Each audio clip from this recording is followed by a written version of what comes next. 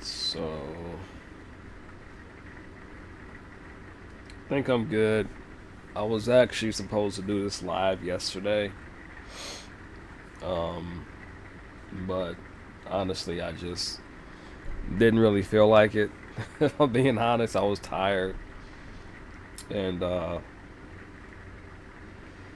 yeah, I didn't feel like it. I was gonna do it. I had um, scheduled it and everything, and I ended up just not doing it again. So I was just like, I'll do it whenever. But again, like I've told people on here, I only get like 1 day off a week right now, and I'm used to having like 3 days off a week, but I don't get that many days off no more. So, you know, let me turn this heat off because it's getting kind of hot in here. Give me 1 second, y'all.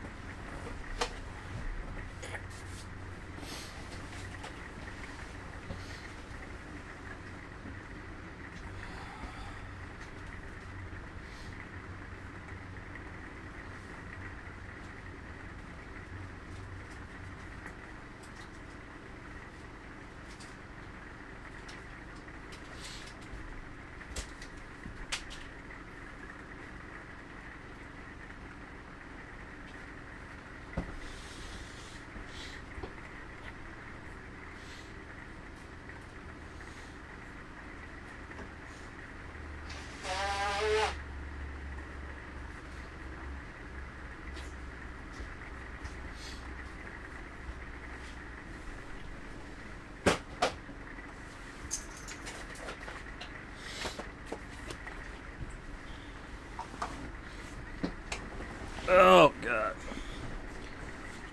Okay. Um. So yeah, like I was saying, I was supposed to actually do this live yesterday, but um, honestly, y'all, man, again, it's just my schedule. There's so many things I be trying to plan to do, but honestly, it's just hard when you work 2 jobs and you just get like 1 day off. I literally got up yesterday, my 1 day off, and I had to do a few chores. Like I got up, had to dump my tanks, go to the dump station at the RV place, take care of that. I went to the gym, and I swear, like it seemed like it was just dark, like the sun was going down, like it was dark outside. I'm like, where the fuck did my day go? So, I had planned on getting here and doing this, and like I said, by the time I got back from the gym, I got a little bite to eat. I got back here, like the sun was literally down. So, like, just whole 1 day off thing is not going to work for me. I'm trying to figure out something else because it's just, for me, it's not sustainable. For other people, I'm used to having time to do my thing, and other people, they're used to working 7 days a week. But, working 2 days, 2 jobs, and getting just 1 day off a week, for me, mentally, it's just not. If I have to do it, I have to do it, but I don't really have to do it. I can figure out another way. I'm just trying to find something else. But I have been looking for other jobs. The other jobs I've been finding, they just pay way less, like way, way less, and it's way more work. So I'm like, I'm not doing that. There's a couple things I want to talk about today. I'm gonna get right into it. I don't want to start to go off topic too much, but I named this stream, and I know I can tell nobody's on here, but as always, you can always go back and watch. But I named it Love, Power, and Money. And I also wanted to talk about this whole food stamp situation. I think a lot of this can kind of go along with this topic for many reasons. So,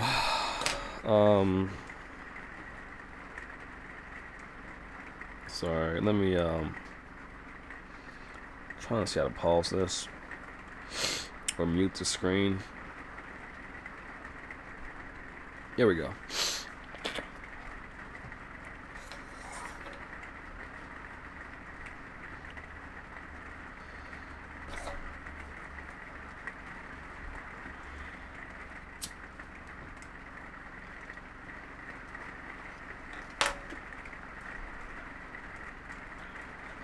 I'm still here, by the way. I just need a second. um, just yeah, I don't know.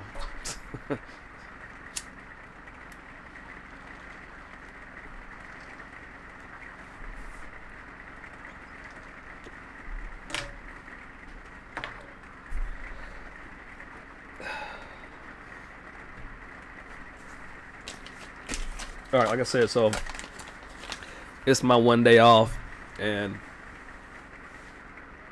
uh, topic for this video is love, power, money. And like I said just now, I wanted to talk about this whole food stamp situation because I do feel like it kind of goes along with the same topic. And so when I say love, power, money, I'm talking about from like an adult man point of view. And as I was saying earlier, I know no one's in here watching. Plus it's like 11:46 a.m. on a Monday, so most people are probably at work or getting ready to go to work or sleeping if they work third shift. So you know I don't really expect anybody to be watching right now. Obviously, I'll save this live and you can go back and watch it. Because according to the viewer, I have 0 people watching, which is fine. I kind of expected that. But yeah, like I said, you can just go back and watch it.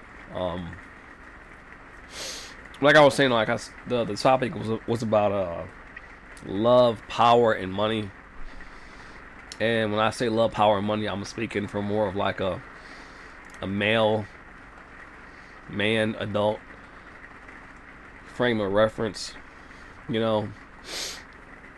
But you can apply it to yourself if you're a woman too.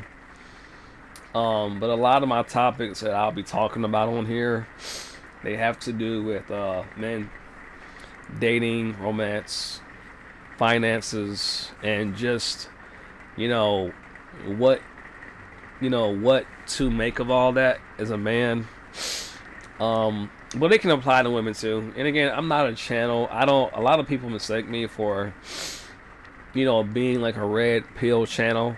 I do talk about red pill topics, maybe from that narrative, so I can kind of see how someone might assume that at first.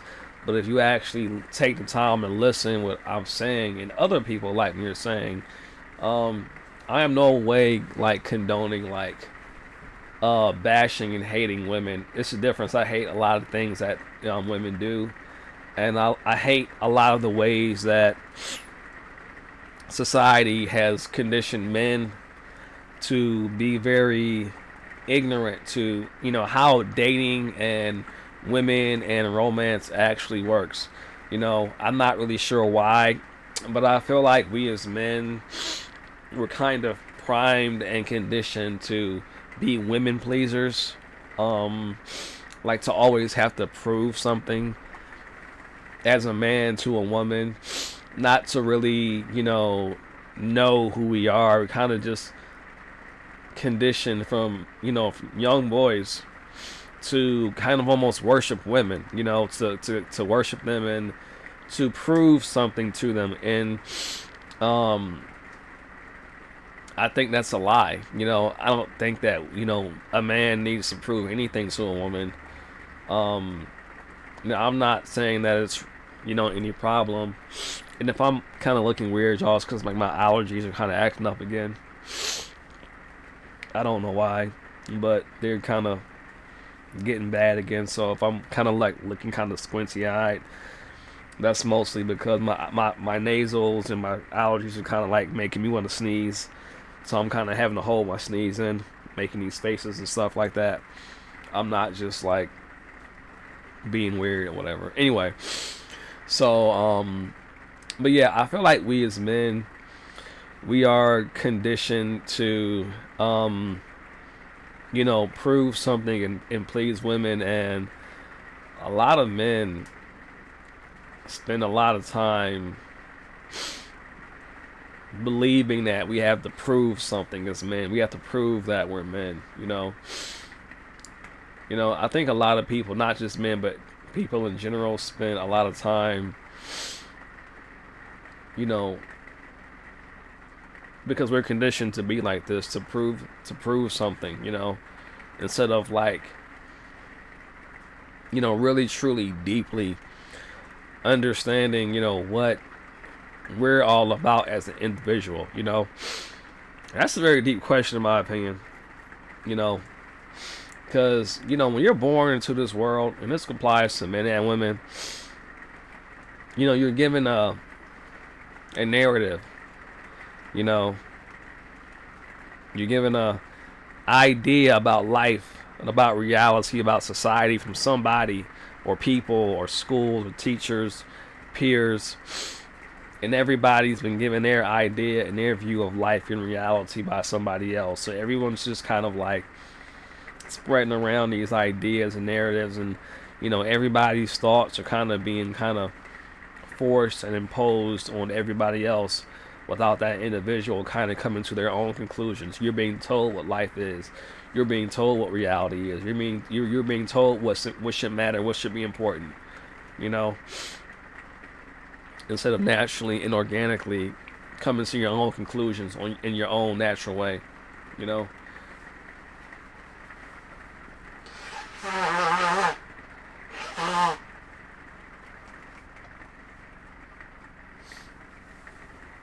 And again, y'all, just kind of crap. Bear with me. Sorry. Um, my allergies are just kind of going crazy. But like I was saying, like we are very conditioned from birth, from young childhood, and like I was saying, coming back to men, we're conditioned that we have to prove something. Let me make sure I stay on topic and make my point here, because my mind does tend to wander.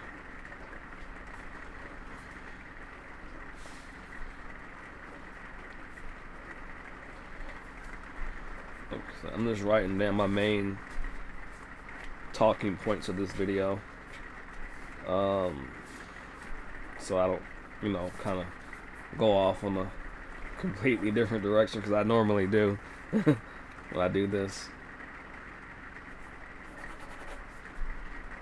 So yeah, and when it comes to proving, yeah, okay.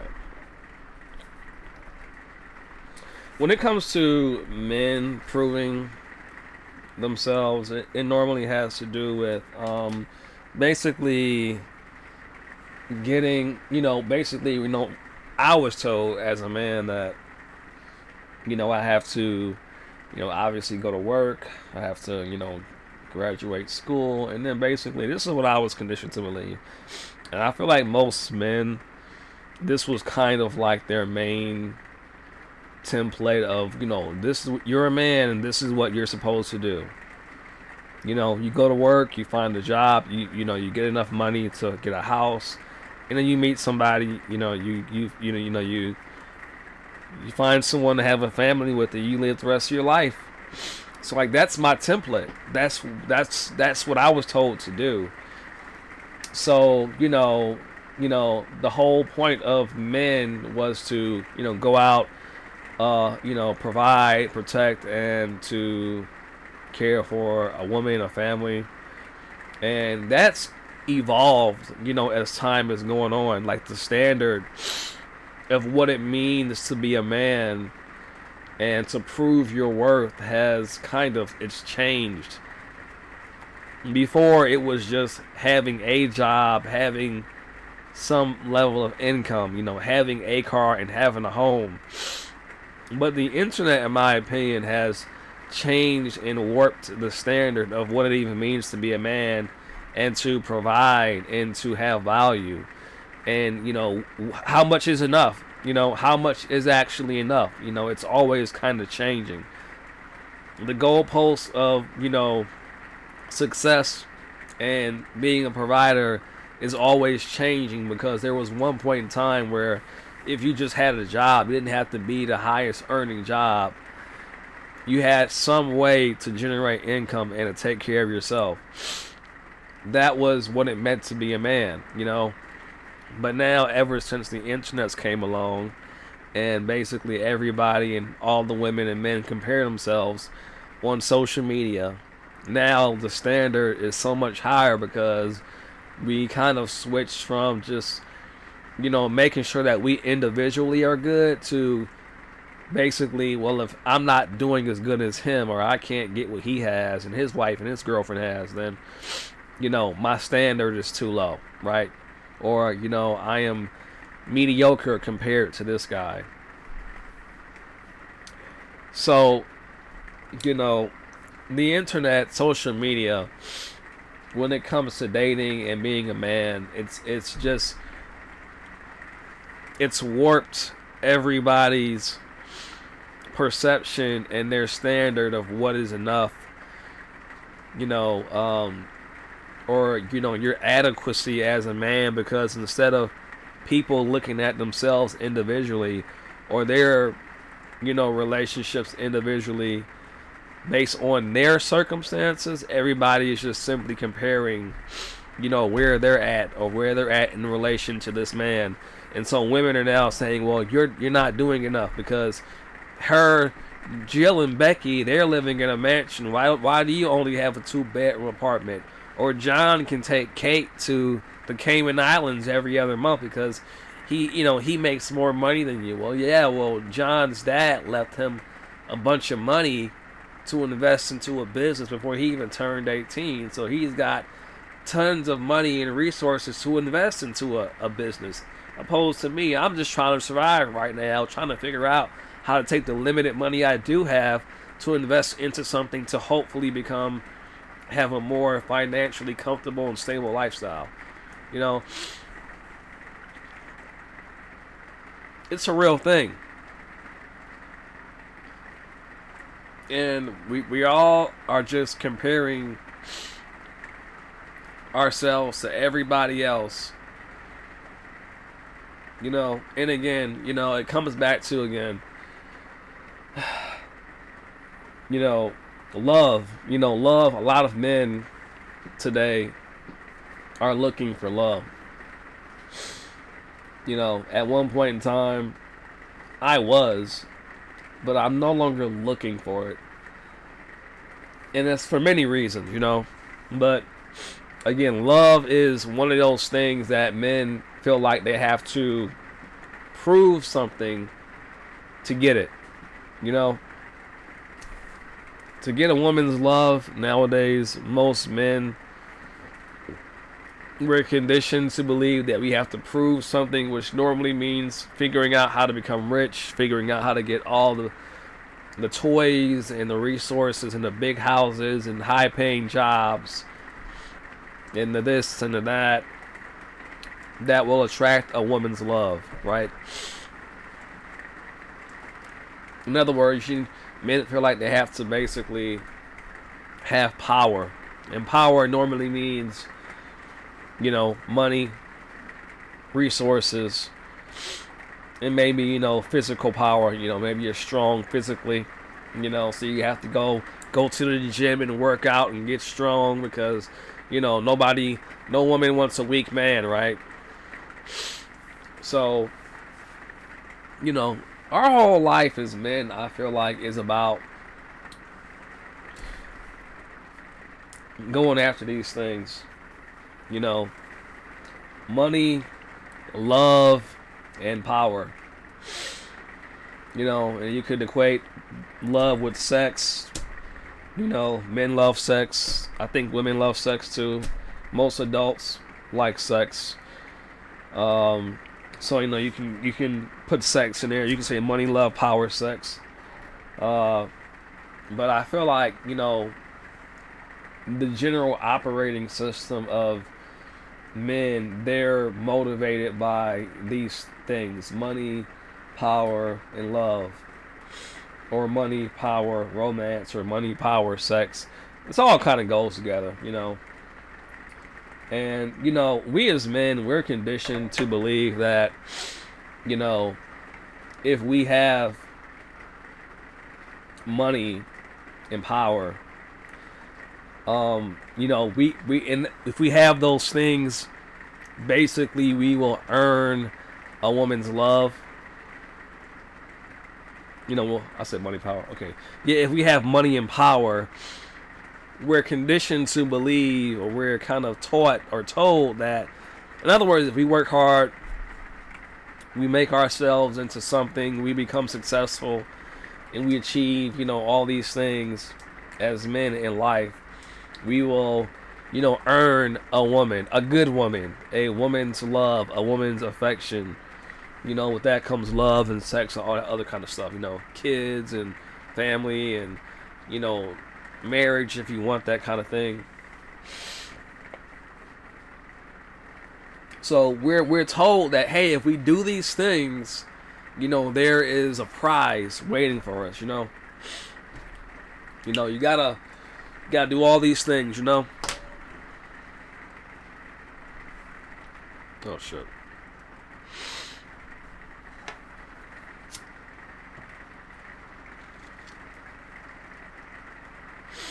So this is basically like, this is what my motivating factor was in most of my life, if I'm being honest. My main motivating factor was, hey, if I do these things, because again, like, what is life really about anyway? What is it supposed to be about? I don't know. I've been told different things, but what is life really supposed to even be about? What is this whole thing about to begin with? In other words, like, what is supposed to be your motivating factor in life? Is it love? Is it money? Is it power? Is it sex? Is it family? Is it...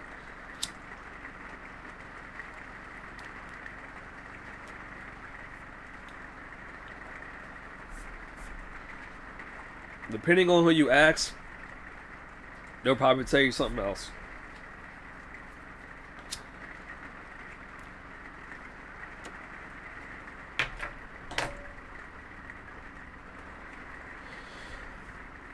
So yeah, what is life supposed to be about anyway? Like, again, I personally was told that that's what it's about. Love, family, and being a man. Doing what you have to do to take care of a family. But I realize now that I just have one lens of perception out of infinite perspectives, out of like what life is about, what it is, like what life can be, just off of coming through the lens of being born into this family. There's so many other different perspectives of life and reality that I haven't even seen yet. So it's just like, well, what do I know? How do I know that my limited perspective is the right way to look at things, Because I realize a lot of things about my perspective or lens of perception is very limiting. And I've learned that, a lot here recently, just with just life unfolding, just becoming more and more aware of everything, really. So I'm coming now to the conclusion of, like, I don't know if anything that I believe is actually right. I thought I was right about how I was looking at life in the world, but I'm like, I could be completely wrong. Like, how can you truly know what to believe about anything? Again, you're brought into the world, you come into this realm reality, and people tell you things, and you have no way of knowing if that information is true or not. It's given to you, it's passed down to you, and it's all you know, and it's in your mind as truth until you start to question it. And it's just information. You don't have any way of knowing whether that information is true or not. And that's the crazy part about it. Like, I don't know what's true and what's not true. I don't know if there's really a shadow government that's controlling everybody and trying to keep themselves in power by low key controlling everybody and everything in this world. I don't know if that's true. Sometimes it seems like it, but I don't know if I'm just believing that based off of my limited perspective and understanding of other things that I've been told to believe. Maybe it's things that I don't know that make it seem like that. You know what I'm saying?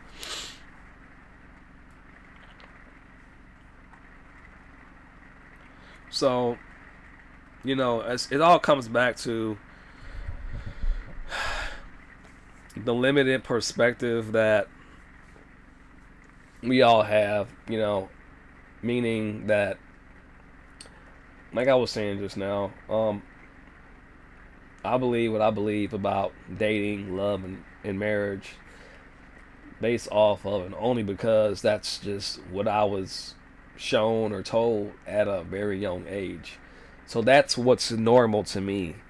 You know, maybe a stable household and family where people don't cheat and don't lie to each other, maybe that's actually not normal. Maybe there's actually nothing normal about that.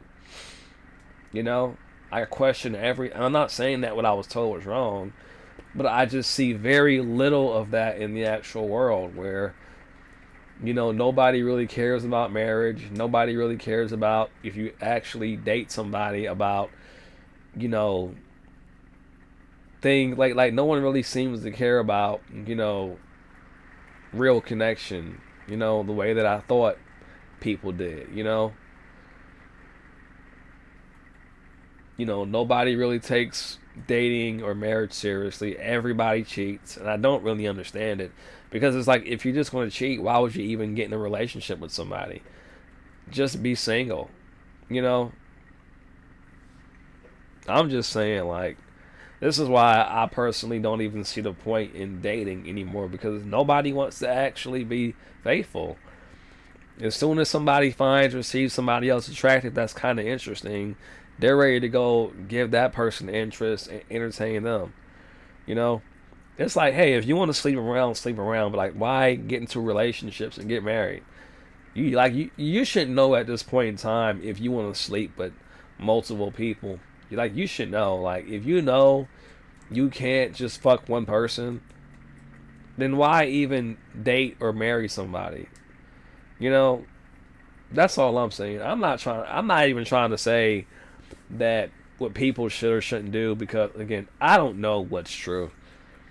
You know, I don't know if people just pretend to be loyal and faithful because they need people like back in the old days women relied on men more or if they genuinely and sincerely had more love and respect and a connection with men, back in the older days. I don't know if it was all just an act or they just needed men more because it seems like when women don't really need men, they just kind of just become like, the type where like, well, I don't need no man. They don't really want to be loyal. They kind of want to just be in open relationships and kind of just fucking around. And I'm not saying these things and I'm not trying to bash. I'm just looking at everything objectively and questioning it. And it sounds like I'm attacking women or people for their lifestyle, but I'm really not. I'm just trying to understand like life and reality and what this is that I find myself in because I'm just someone that's waking up in life thinking that it was one way when it's really not that way at all.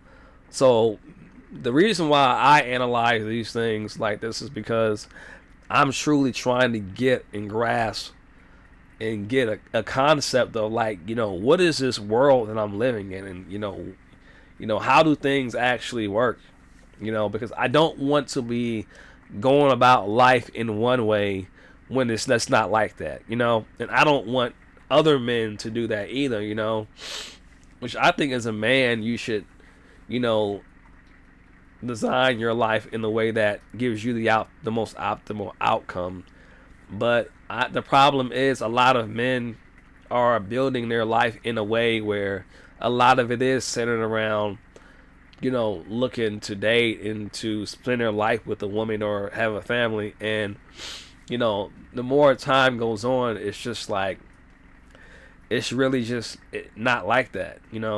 It's not like that. It's not that straightforward. And, those values today of, dating and marriage, they're very rare. So it's just like, I'm not sure if this is what we as men should be really focusing on. You know, um, Now as a man, I think that I should still, focus on, gaining some level of power or mastery. You can call it mastery, you can call it power, um, and money, regardless of whether I worry about dating. But I'll say this: like I feel like a lot of um, men's drive and motivation for power and more money is based off of, and this is just my opinion, or maybe I'm just but a lot of that is driven by women, because you're told that hey, you're a man, you have to be able to provide and protect for a woman, so being able to do that in your mind, you're like, okay, I need money and I need power, I need to be physically strong. I need to work out. I need to be able to, take care of myself and I don't know, just do manly things. I have to have muscles. I have to go to the gym and I got to be mentally strong. And I have to be a leader and I have to know how to make decisions. That's a form of power, mental power, intellectual power, making good decisions, because, something goes wrong, it's your fault because, hey, you're the man. Everything is put on to you. So you have to be able to just have power and money. You have to be able to pay the bills. You have to be able to, cover her bills. And you have to be able to, if you got kids, take care of all the things your kids need. So, money is power and power is money. And then, again, you have your physical power, your mental power, your intellectual power. And I would even venture to add spiritual power. Spiritually, type of man are you? You have soul? Are you connected with God? Do you see yourself as being awakened? That's another conversation, but whatever. But yeah, I mean, so but I do believe that a lot of those things are driven by women and this whole idea of building yourself up to a certain type of man to get women. I think that's what most men, even like when men claim that, oh yeah, man, I'm not trying to worry about women, I'm trying to just become my best version. It's like, yeah, but you're still doing that with this mind of women as a reward at some point in the future. You can say that you don't, but lots of men, they want to get rich, to get the fancy cars and to get the nice houses and all the toys and the money and the mansions and the yachts, to get bitches. Like, that's why they do it. They say, oh no, I'm just doing it for me. Like, no, you're doing it to get bitches. You're doing it to get women. You're doing it to get sex. You're doing it to attract women. Like, if you did all these things and you just had a nice car and you just had a big house, it's like, yeah, but you ain't got no bitches though. You don't have any women. You know what I'm saying? You don't have a woman that wants your kids. You know what I'm saying? Like, let's just like not lie. Can we stop lying, please? Everybody lies, and it's so annoying. Like, everybody is so afraid to say like what it really is. I'm not afraid to say it because I don't give a shit. I just don't. I'm a very blunt person, and I don't see any need to like lie about anything because that's just what it is. Lots of men want to get this lavish lifestyle because they know that that is what attracts the baddies. And there's some men that know that these same women would not give them a time of day if they didn't live this lifestyle. They know that. Everybody knows that. So, a a lot of men are motivated by women. A lot of men are motivated by sex. It's not just about, becoming better and just, no. Like, yeah, it's nice to be able to create a life for yourself and you know, do the things you want to do. But eventually, at some point, in my opinion, once you accomplish everything, you travel, and then you're going to want to have somebody in your life. You know what I'm saying? So, yeah, I just feel like, a lot of men, a lot of our drive, motivation as men is 100% built on women. It is. And a lot of the things that women do is centered around men. I just feel like they don't have to go about it in the same way. Women, like, their main source of power in this world, in this life, in my opinion, at a very basic level, is their looks and their youth and their femininity when it comes to men. You know, like, you don't really have to do much as a woman to get even a somewhat decent guy. Even if you're not the best looking woman, if you, like, this is something else that women don't realize either. Your value as a woman jumps up, especially nowadays, like, really, really high if you are just nice and friendly and feminine as a woman. You don't necessarily have to go out and accomplish all of these, you know, things, financially and career. I mean, you can if you want to, but for a man to want you, you don't have to do that. A lot of women think they have to accomplish a lot of stuff the way that men do to get the kind of men that they want. A lot of women are actually working backwards.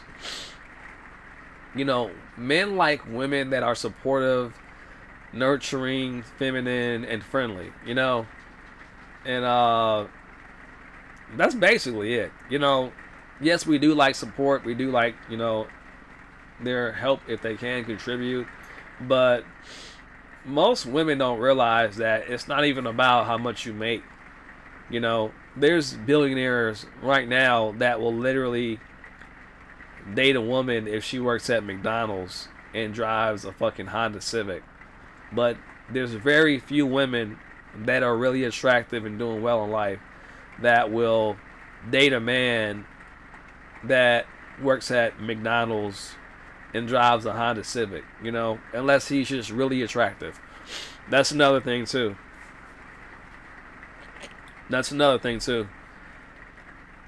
As a man, some men are told that they have to, have money and power, meaning be doing really well financially in life to attract a relationship or attract a good woman, to earn a good woman, but there's some men that don't accomplish any of these things and get them very easily just based off the fact that they're aesthetically seen as valuable, right?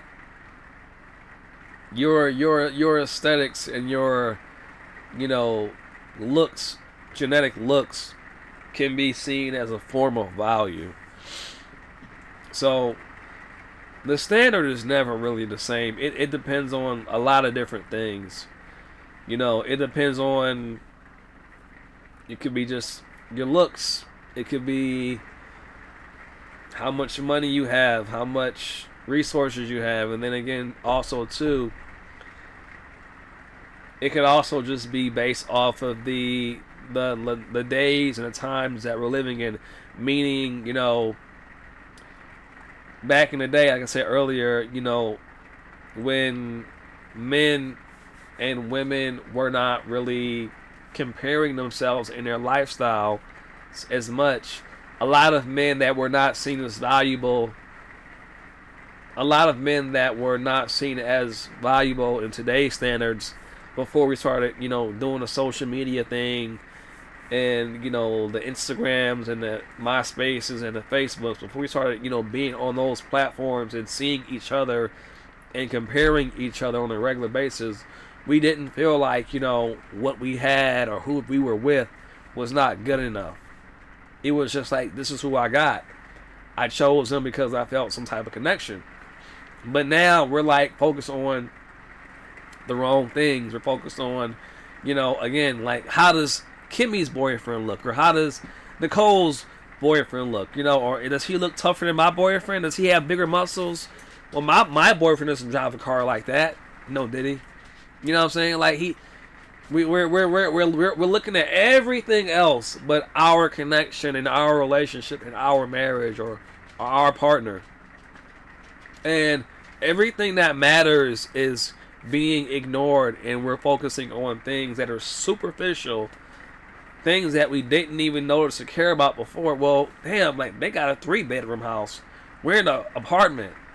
Y'all were happy as fuck with each other until you started paying attention to what they had in relation to you. Y'all were happy. You were in love. You were not even worried or caring about that. People didn't start becoming unhappy with their marriages and their partnerships until they started constantly comparing themselves to everybody else. Think about it. As time has gone on, dating and relationships and marriages have gotten harder and harder because everybody is like comparing themselves more and more and more and more.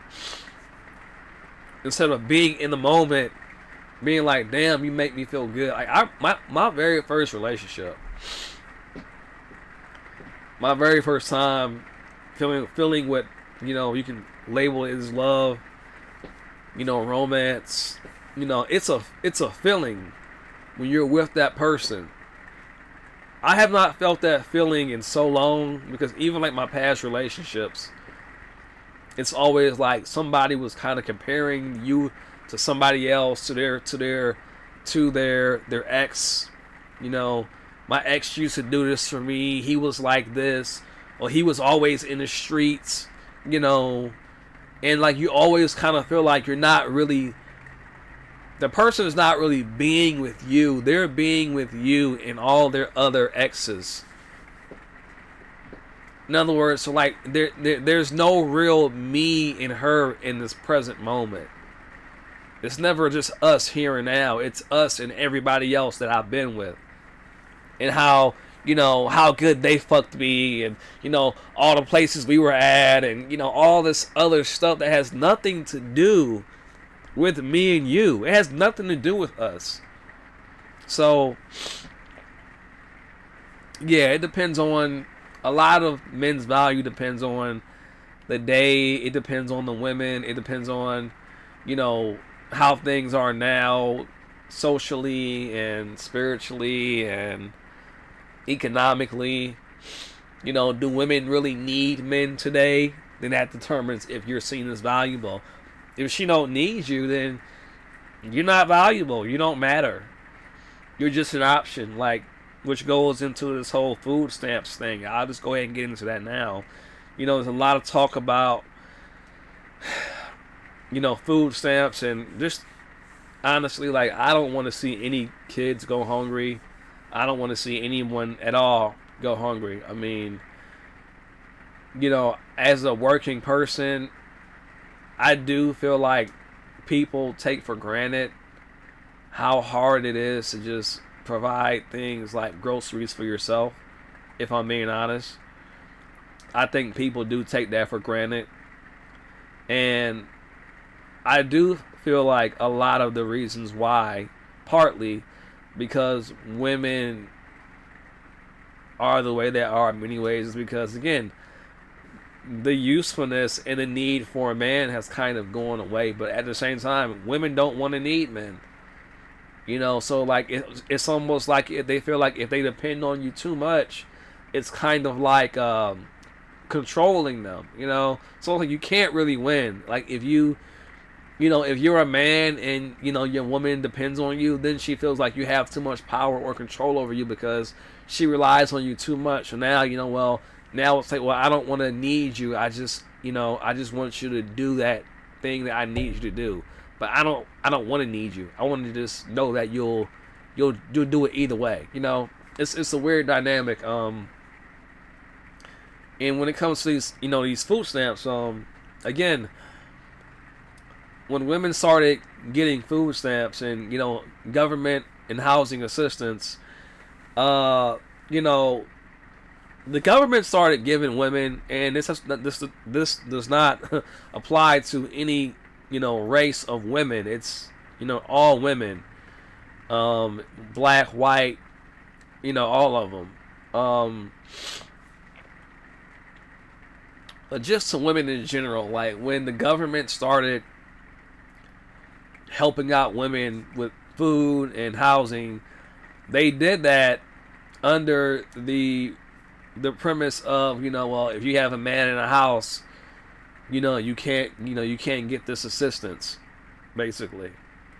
So now it was like, well, we don't need men, we don't need their income because the government's going to take care of us. So I can be single, I can date whoever I want to. I don't have to be committed to one man, and I can still have food, and I can still have a house to stay in. So a lot of women, they're on this independent thing because, well, I have my house and I have my food. So no, I don't need you, man. So I can do what I want, basically, because I don't need you. So, and it kind of goes back to the other video I made where I was like, were women just being more feminine because they needed us? Or was it really how they were? This is where I'm saying like the whole line between truth, reality, and all that kind of just becomes blurred because it's like, all I know is what I know based off of, where I came in, when I came in at that time.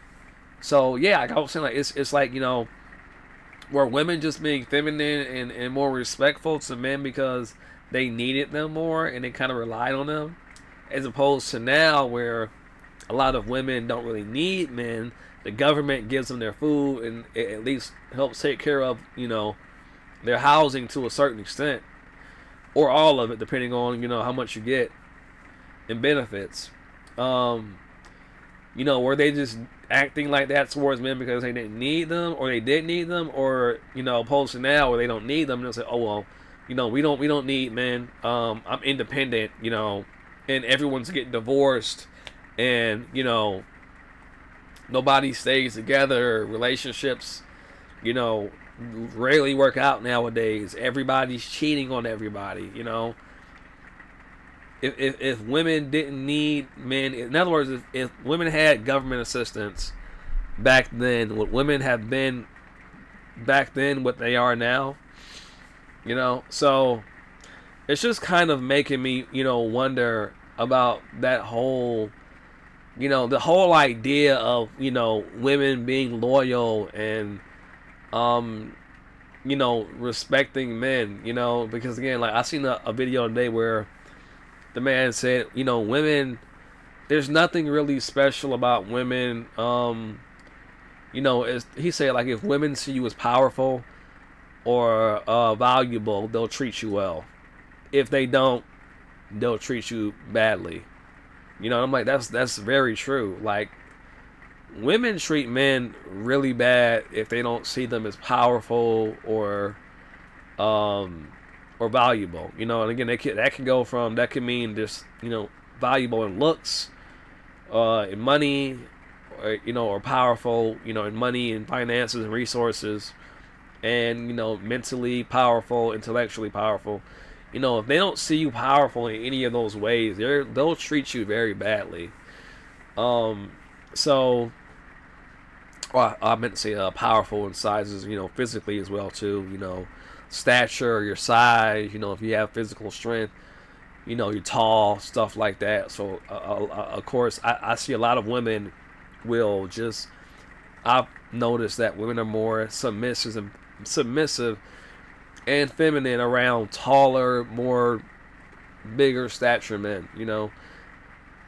These same men could be broke as fuck. They could be, not even have a car, It's just the fact that they see them as powerful because they're, 6'2", and you know they're just a big nigga. Basically, that's a form of power. And then a lot of times when they're just tall, a lot of these other things like money won't even really be a determining factor if this same woman will want to date or have this man's child, opposed to a nigga that's like 5'7", 5'8", might have a good paying job, good credit. He might have a nice car, a nice house, but he's seen as less powerful physically standing next to that man. So in her mind, the woman's mind, the way her mind calculates reality and calculates and chooses a man, well, fuck your money and fuck your credit score. I feel like this man is more powerful than you, so I feel like he's a better option because I need power more than money, because power can just take money on some level. Just saying, unless you have a gun. But anyway, no, sorry. Thought the camera was all. Oh, damn it, man. Oh, well, fuck you. Not you. Whatever, it's nothing. So, but yeah, so there's always that dynamic. So yeah, there's just different levels in the game, man. And, me, I'm the type person where I try to see every level of the game for what it is, not how I want it to be, even though it's unfair.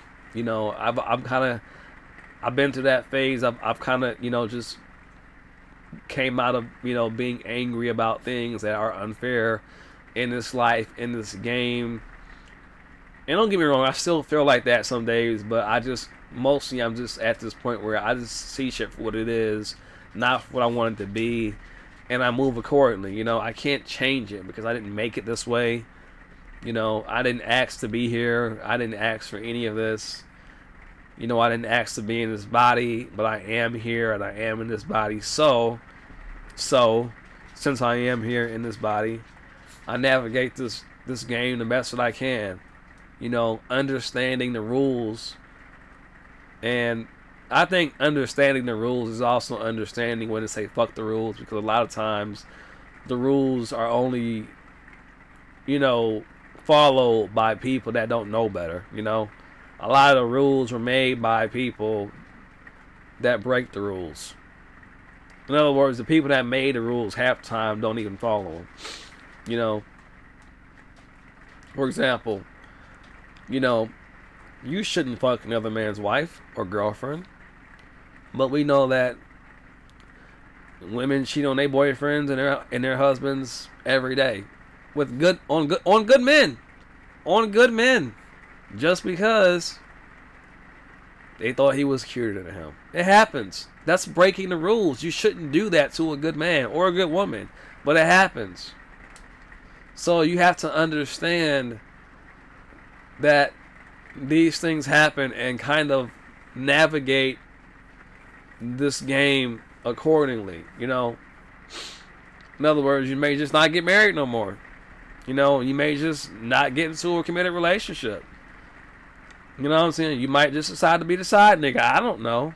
Now I'm not trying to tell people to do these things, because I don't want people to listen to it. Whoever does listen to this video and say I'm trying to discourage, healthy, happy couples, because they do exist. There are some good men and women out there. So this is not applying to you. So if you are in a healthy relationship and you have a good wife or a good husband, ignore this. Don't take what I'm talking about people that are not in that situation, that are trying to navigate these, these modes of life the best that they can. Maybe you're dating and, most of these hoes out here ain't shit. But you don't want to be alone.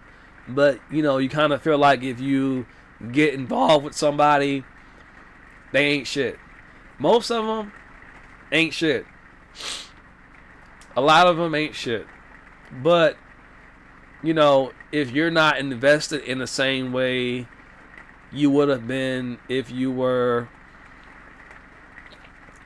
playing the game by their rules, if you just see that for what it is and you move accordingly, you really don't really have much to lose. You're not investing too much time, energy, and resources into something that 75% to 80% probably won't go the way you want it to.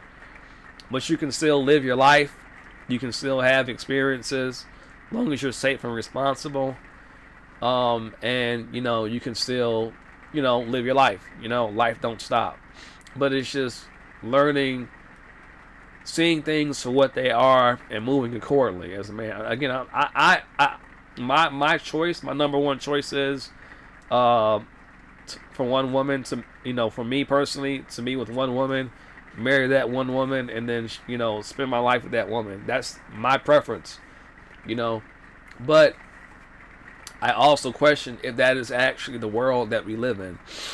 Is that really how it is, or is that just how I want it to be, based off of my upbringing in my mind and my lens of perception?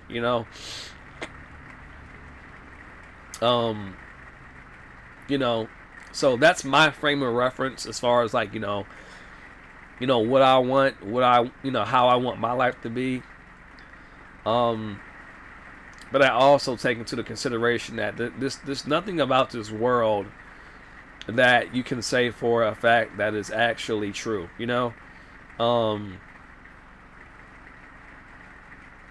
Yeah, I reality is very strange in the sense of you never really know what's true.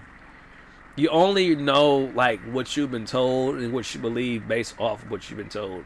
But you really don't know anything. I don't know how reality really is. I don't know if the whole idea of commitment in relationship is really a thing, or if it's just something that was made up. I don't know. I don't know if women were ever loyal. I don't know if relationships ever were something worth giving a shit about, or wanting to have, or wanting to attain. I don't know if any of that was even ever really true in a sense of reality. It really was ever like that. If real love, true love, really existed outside of the parameters of, oh, I just think you're cute. Oh, I just like your lifestyle. Oh, I just think you're attractive. Oh, I just think you're tall. Oh, I just think you're strong.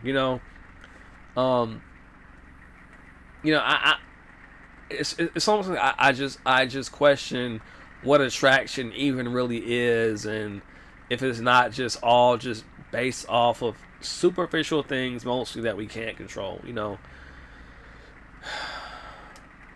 So, and that goes back to love. I don't know if we as men I don't know if we ever do truly get to experience love ever. It's like true love. Meaning like this woman loves me whether I have a nice car or not. She loves me whether I'm tall or I'm short. She loves me whether I, make good income or not. She loves me whether, I can take her to the Cayman Islands or not. She just really likes me just for me. Whether I'm ugly or handsome. I don't think that actually exists. I really don't. I think that love in a romantic sense is very conditional. I think it's mostly conditional. And me as a man, I'm both discouraged and I'm, kind of liberated from, needing to be somebody, needing to be something. Because I understand that I can do all these things and there's some guy that could just come and basically just steal my girl simply because he's taller than me. And I know it sounds like I'm just kind of being insecure, and but no, it's just it's an awareness. It's again, it's acknowledging that these things do happen. Um, every day. You know, there's tons and tons of men, good, hardworking men that do all the right things in life, and somehow it's not enough. You know, there's men that go off to wars and go serve in the military, and they come home and they find out that their wife, the love of their life, has been sleeping with somebody else while they've been away at war, in the military, in the army.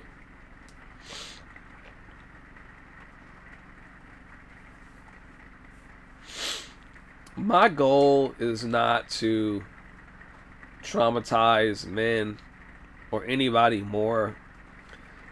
My goal is to talk about these things in a very honest, genuine way and look at them for what they are, because I feel like when you try to just deny these truths about reality, and I'm not saying that what I'm saying is truth and how it actually is. Oh shoot. Damn. Oh fuck. What happened? Oh god. Hold on, y'all. Let me put this back. Let me put this back on here. Tripping. I think I didn't tighten this mic down enough. Oh man.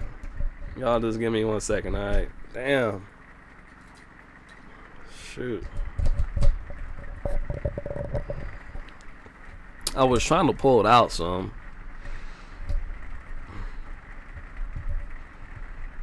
This arm is very it's very tight, so I'll be trying to adjust it while I'm talking, but yeah, it's just, but I think we're good now. It's just, hold on, this is loose. Alright, sorry about that. But like I was saying though, my goal is not to make anybody feel worse than what they already feel, because for me, coming to a lot of these realizations is not and was not an easy thing. I'm 36 years old right now. I realized that I'm older than my parents when they got married and had me. I'm 36 years old. I thought that by now I would be somewhere, married, living my life with a couple of kids, just spending my life with my life partner. I thought that before 30 I would, and it just came so fast. I was so, just working so much, and again, my 30 just came so quickly because, again, most of my younger life I just been working. I've been working a whole lot, just been trying to survive, honestly.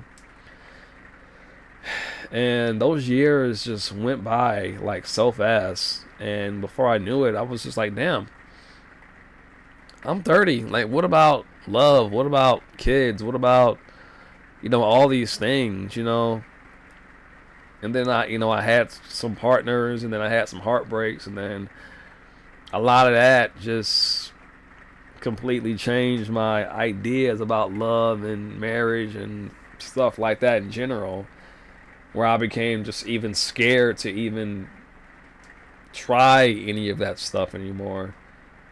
And here I am at 36, so it just went by so fast, and Again, I realized like I'm at the age. I'm 36. My parents got married, I think.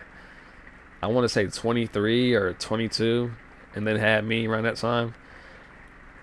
And honestly, I didn't even realize that my parents got married that young and had us at that young age, but they did though. My parents were very young when they had us, and yeah, I don't know. Again, see, a lot of that kind of goes into, you know, that whole idea of,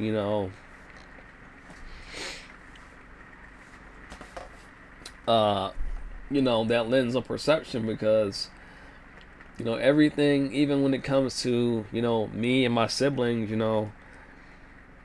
everything that we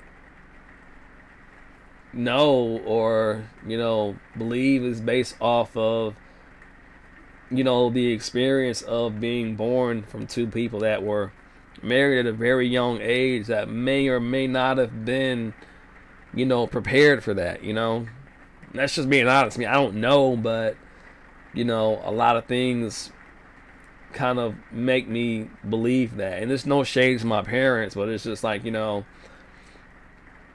were they ready to get married? Were they ready for a family? Were they ready for children?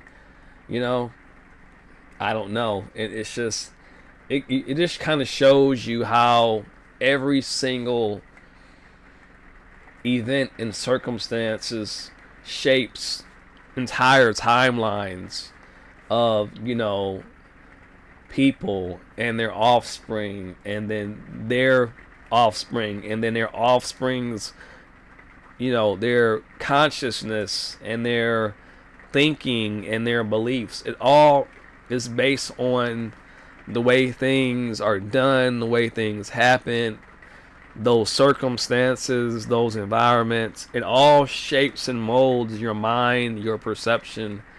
And this is why I think it's so. I do want kids, but I don't want kids if I cannot bring them into this world. I'm not saying we have to be the richest people, but anything that they need, I can basically take care of when they're children.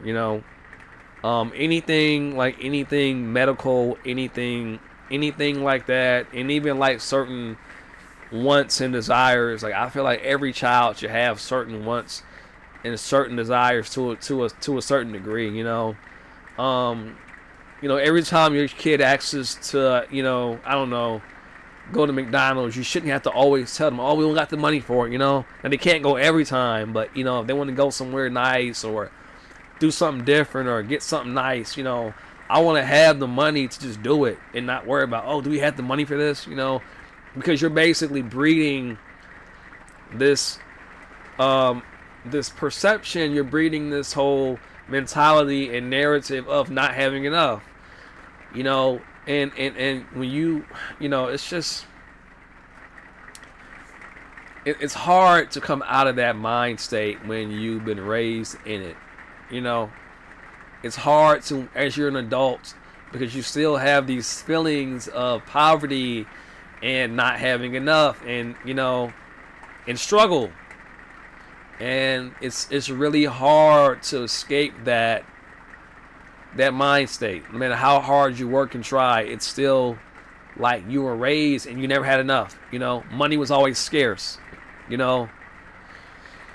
So me, any kids I have, like I don't want to have kids. I do want kids, but I only want to have kids if I can give them a very, very comfortable lifestyle. Again, I'm not saying that they have to be rich. When I say comfortable, I mean, nice house, nice cars, we get to, have nice vacations and, just experience some of the finer things in life. I'm not saying we have to be fucking royalty, because I don't believe in, having to be better than everybody else either to matter. But I want my kids or children to not feel like, we don't never have enough money and, and I understand like, that it's hard and I understand that it wasn't easy for anybody or my parents. I'm just saying like me personally, I understand what that does to the mind.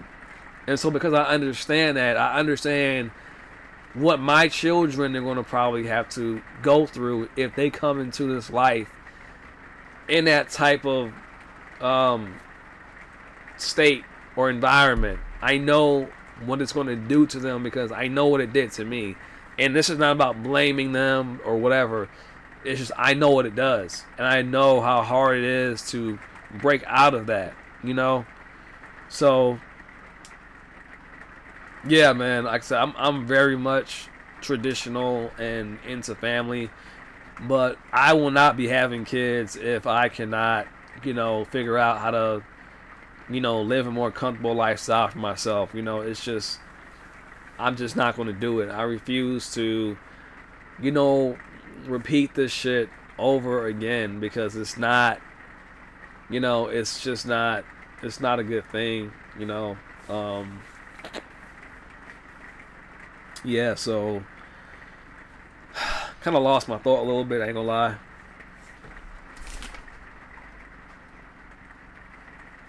But yeah, man, money is very important though. Money is very important as a man. It is important to, have money whether you're dating or not. Even though I feel like that's, driven by, women and romance and sex. I think that money should be important to you whether you're getting those things or not. And just again, well, I will say this too: a lot of men that are motivated by that, they kind of find out that, just because you get money and power, it doesn't necessarily mean that you get a woman's, loyalty and her respect. It doesn't necessarily mean that. I was under the impression that if I became, successful and had lots of money, that, I would earn, a beautiful, loyal woman. But, again, that doesn't necessarily mean that. And again, in today's world, when women don't need men, they can rely on the government to give them their necessities. Or there's this, reality where there's so many men available to women that are trying to get women with their resources and with their accomplishments. Even though you may have achieved having lots of money and power, it doesn't mean that she'll necessarily value them because you achieved those things. Or another person that has another form of power, again, which may be just in looks or stature, it may devalue, the fact that, you've achieved all these things. In other words, your wallet is not going to always necessarily mean that you're going to buy your, in other words, by your success and your finances, it's not going to always, equate to you getting a woman that's going to treat you right. I believe that too. I no longer believe that. I used to believe that, if I didn't get a woman or didn't have a date, it was primarily because, as a man, I just didn't have enough money or enough, resources. But now I understand that while that can be true, it doesn't necessarily mean that it always is. There's other men, there's plenty of examples of very, very successful, powerful men financially that have achieved a lot financially, that have absolutely gotten left, cheated on by their wives and girlfriends just by somebody else that was maybe taller or more aesthetically pleasing to, that woman. So I think we as men need to understand that if our main drive for achieving success and making more money and, financially being more powerful, like, I just think we need to be aware and understand that attaining those things and getting those things is not going to necessarily mean that we're going to get or earn, this, loyal woman in our life. It's not a guarantee. A lot of women, unfortunately, will just use those men extract a lot of these, things from these men and then keep it pushing to somebody else, you know, or just go on to somebody else that they're just more attracted to. I hate to say it, like, but this is the truth. This is the reality of how it is sometimes, The more you know, the better, when you know, If you know these things happen, if you're aware that your money doesn't necessarily get a woman's loyalty, at least you know so you can move accordingly, A lot of men just jump into marriage because they feel like because they are successful that the woman's going to look at that and be loyal to them. And it's just like, as a man, you would think that, but unfortunately, women's minds don't work like that. If it did, it wouldn't be so many people getting divorced, getting cheated on, getting left, getting married, or getting pregnant by somebody else. But that's what we see today. And a lot of people, when I say a lot of these things, they just think I'm some angry, mad man. But it's like, no, I'm just literally just talking about the reality of these things in a very unapologetically blunt way. There's no nice way to say these things. They just are what they are. I didn't make it this way. I didn't tell women to do these things, but women do these things. And yes, men do them sometimes too. But I just talk about these things to just, for one thing, remind myself to just be aware, not to walk around angry all the time, to just be aware and understand that this is a reality of life. Whether you like it or not, it don't matter how I feel about it. It don't matter if I agree with it. These things do happen. And they're going to probably keep happening. And no, it's not right. But they happen. It's not right based on the way I see life and the way that, my beliefs are. But the fact that they still happen tells me that the universe doesn't really give a shit because it allows it to happen. So, with that being said, all we can do as men is to move accordingly. Don't be naive. Don't be, don't be that guy that's just oblivious to a lot of these things. There's so many men that wind up in, really horrible situations, in divorces, and all kind of stuff like that. End up taking care of other men's children because he just trusted somebody that much. It's really about being aware. You have to be aware. You have to be conscious. And, just, you have to really vet. You have to really vet the people you deal with in your life. The women, the men, even the men. No homo. But, like, a lot of your so-called homeboys will try to smash your chick. I'm not a person that likes if I'm in a relationship, unless I really, really trust you, I really, really gotta trust you. But most niggas will try to smash they homeboys, they homeboys girl or wife. And don't get it twisted, a lot of y'all's girlfriends will try to smash your friend. Goes both ways. So,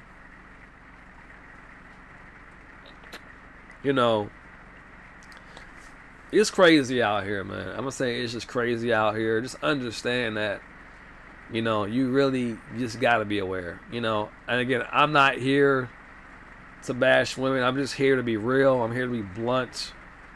And, tell people what I wish somebody would have told me.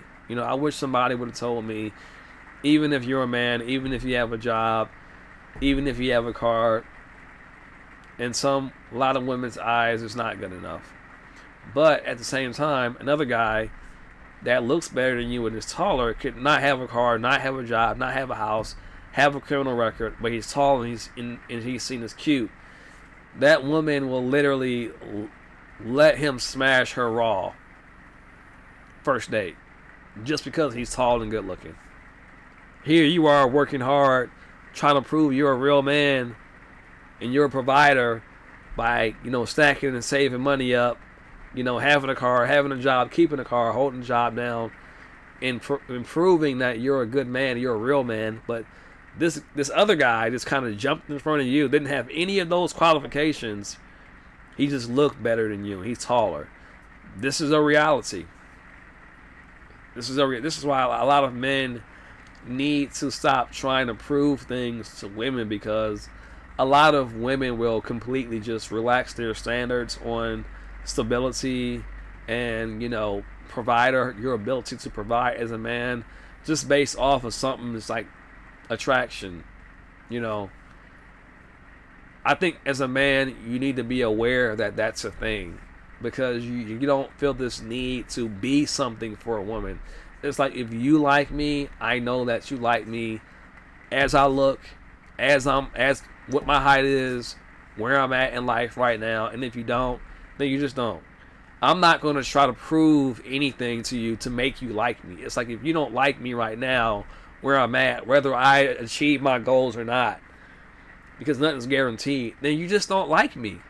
You can't tell somebody that, oh, I like you, or I'm interested in you, if you accomplish something, or if you get a better lifestyle, or you make more money, or whatever the fuck.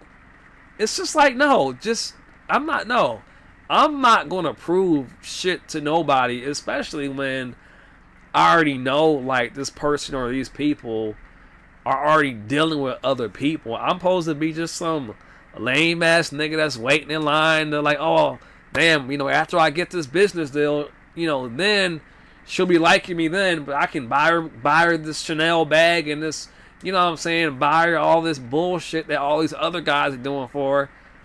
It's like, fuck no. What the fuck? No, I rather you just go ahead and be wined and dined by somebody else. I don't care enough to do all that for any woman. I only care enough to do that for women that I know and have shown and proven are with me for what I consider to be the right reasons. If you're with me only until I can be at this place in life and give you this quality of life and lifestyle, it's just like, no, I don't want it like that. I don't want that. That's fake as fuck. That's fake. It's fake. I'm sorry, but it's fake. It's not real. It's bullshit.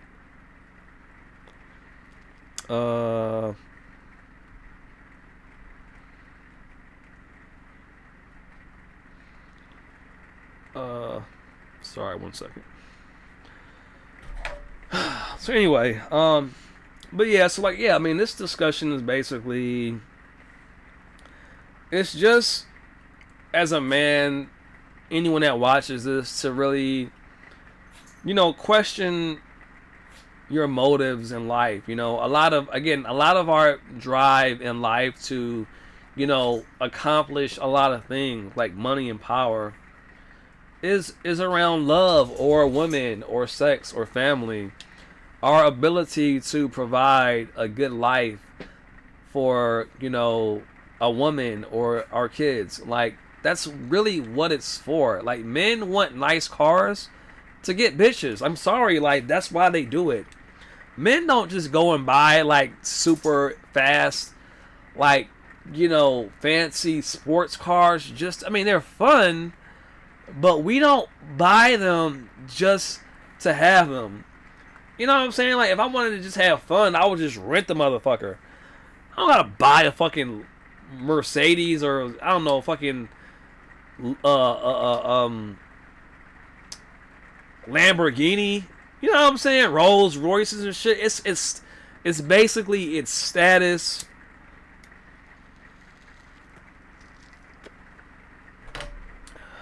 When you have those things, you're basically telling women, hey, look at how fast and fancy my car is. It costs a lot of money. Don't you want to be with a guy like me that can buy things that cost a lot of money? If I can buy things that cost a lot of money, well, just imagine what I can buy you. Step on in. It's like you're basically advertising your lifestyle when you, and I get it. I understand. I get why guys do it. I'm a guy.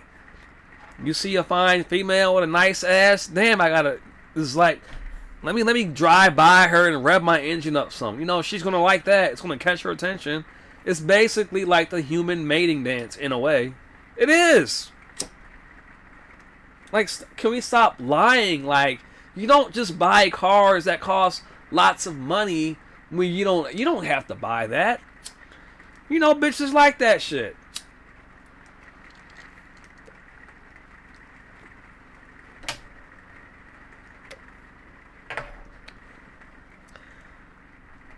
It's like, you know, why do guys wear jewelry out to the club? You know, these big ass jewelry things and all this. You know, I used to wear chains at one, well, not chains, a chain. But, you know, I was trying to be cute for women. I'm like, I want to wear a chain. You know, like, it's just like, women like stuff like that. It like shiny. It's attractive. It gets their attention. You know.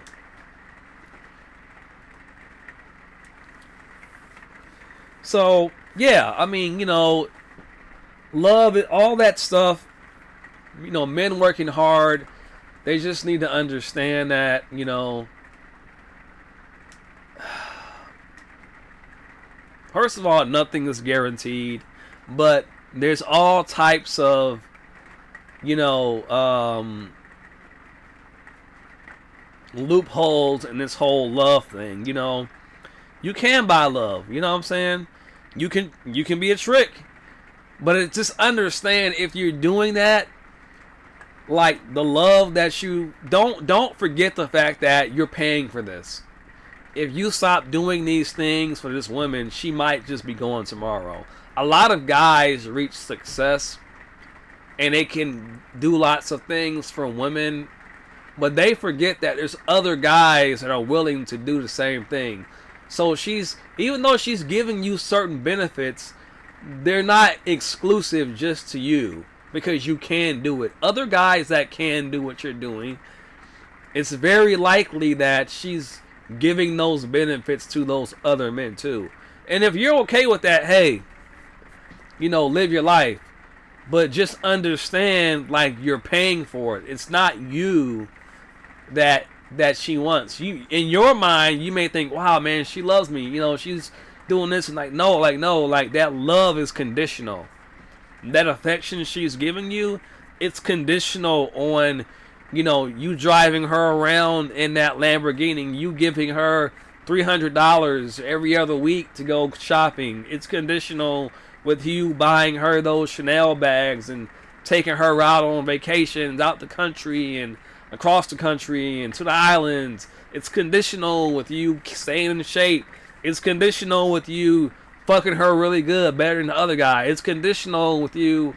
You know what I'm saying? It's all conditional. It's all conditional with that income. And just don't forget that. As long as you know, like, this really isn't real, but it's nice for now.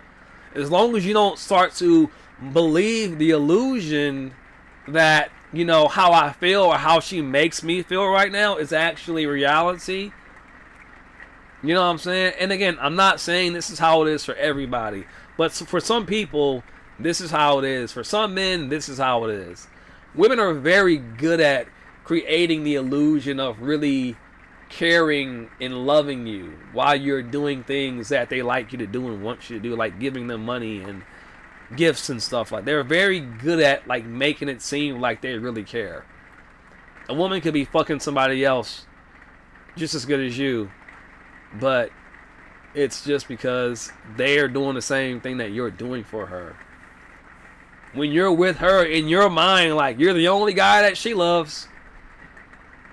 But lo and behold, like, Johnny and Jack are blowing her back out on Friday and Saturday when you're not around.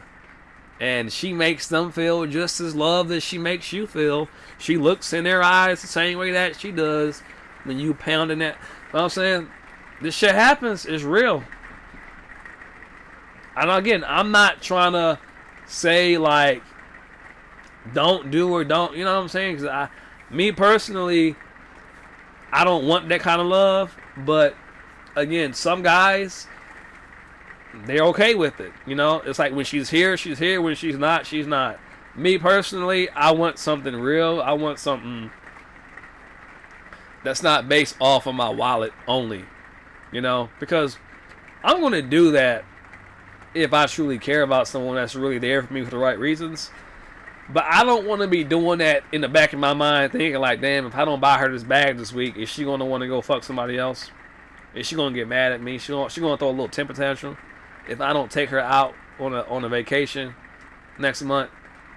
If I don't give her $300 today, is she going to get mad and go get it from somebody else and then get fucked by somebody else? Like, in my mind, if I'm thinking that or questioning that, I can't, like, love you. I can't really take you seriously. You know what I'm saying? You know, true romance for me is a very intimate, deep thing. I can't really be close and connected with a woman romantically if in the back of my mind I'm doubting if she's really just here for my money or my resources, you know, because it's just not going to be the same, you know. So you know, money, power, and love, you know, it's my intention. I don't want to be motivated by women as a man when it comes to, you know, my money and my power in life. And I feel that it's very important that, you know, we as men, we strive to have, you know, and I feel like it's important that we strive to be financially secure and be powerful as we can, and what that means to us for ourselves, not just for what it means, or how it, you know, what it means as far as like what a woman thinks about it. I think for ourselves, we should focus on these things, because, you know, what a lot of money or enough money is for me might not be enough for other people, or what is a lot or enough to me might be too much, or might be a lot to other people but not a lot to me. I think that's different for every man. And, you know, power is different from every man too. I don't think that we should be going by this, you know, broad range of, oh, I gotta just have big muscles, oh, I gotta just be strong, I gotta be tall. No, I feel like, you know, you can have power in different ways as a man, in ways that matter most to you. Not letting the world tell you what a powerful man looks like. Tall and he's 6'3", you know. It's nice to be 6'3", but we all can't be 6'3". We're all not 6'3". So obviously we can't all be powerful in that way as men. So there's other ways of power. There's mental power, there's intellectual power, there's spiritual power, there's financial power. I already said financial. You know what I'm saying? There's all kinds of power. So, you know, just get in where you fit in, you know what I'm saying? Or just do all to your own desire, you know? Yeah, I think, you know, again, we need to stop focusing on, you know, this whole idea and feeling like we need to prove something. I'm done proving anything. If I can't get a woman that I like first, just where I'm at, who I am right now, then I probably don't need her. She's probably not going to be someone that is going to be even what I truly want or care about as far as a partner, you know. Yeah. And again, when it comes back to this whole, you know,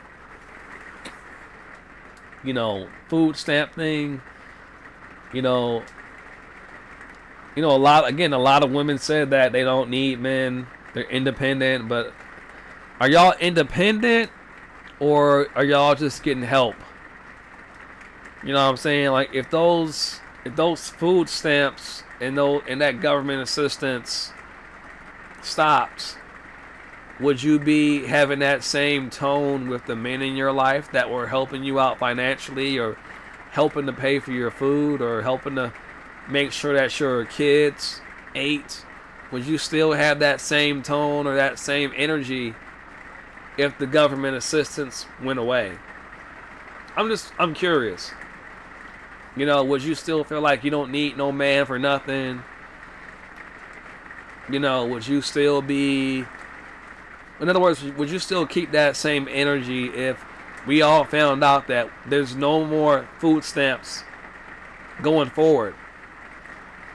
That same man you was talking to crazy, talking about the 2 jobs that he's working, calling him a brokey because you can't, take you out the country every other week like Jill and Sal. Would you still have that same energy if you wasn't getting no assistance? In other words, if you don't get that food stamp, you ain't gonna eat. If you don't get that government assistance, you won't be able to afford your housing.